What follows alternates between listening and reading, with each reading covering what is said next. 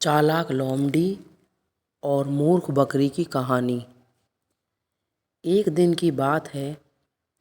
एक लोमड़ी भोजन की तलाश में जंगल में घूम रही थी। घूमते घूमते वह एक कुएं के पास पहुंची, जिसके चारों ओर दीवार नहीं थी।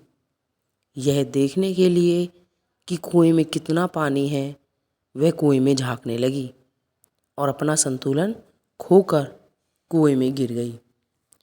कुएं में बहुत अधिक पानी नहीं था, इसलिए लोमड़ी मरने से बच गई। लेकिन जब उसने कुएं से बाहर निकलने की बहुत कोशिश की तो बाहर निकल नहीं पाई। वह वहीं खड़े रहकर किसी के आने का इंतज़ार करने लगी।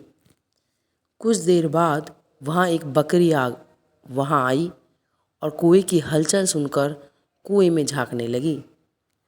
उसे वहाँ लोमड़ी खड़ी दिखाई दी।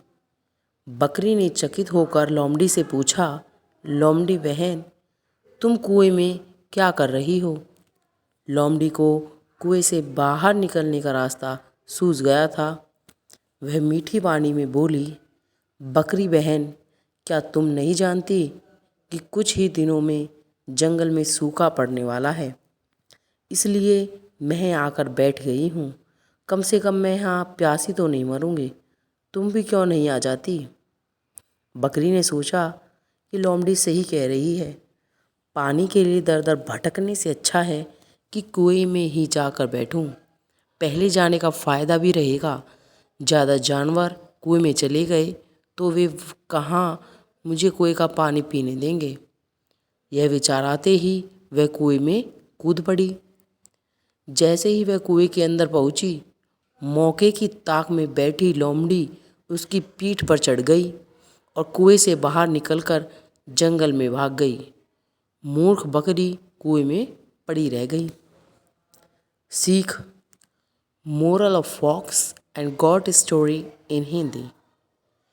कभी किसी की बात पर बिना सोचे समझे भरोसा नहीं करना चाहिए। आशा है आपको clever fox and foolish goat story in Hindi पसंद आई होगी।